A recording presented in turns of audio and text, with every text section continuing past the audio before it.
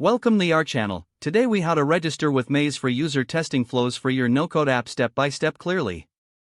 To start, navigate to the Maze website. Once you're on the home page, look for the sign up button. Click on sign up to begin the registration process. You will be prompted to enter your email address. After entering your email, click the continue button. Next, check your email for a confirmation message from Maze.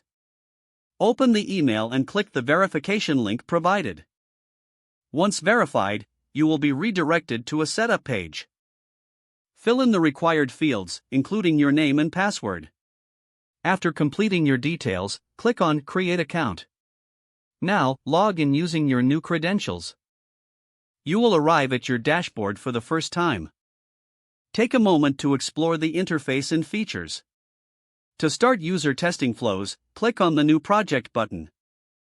Enter a name for your project in the provided field. Next, you will choose the type of test you want to run. Select User Testing from the available options. Follow the prompts to set up your test criteria. Customize your test scenarios based on your app's features.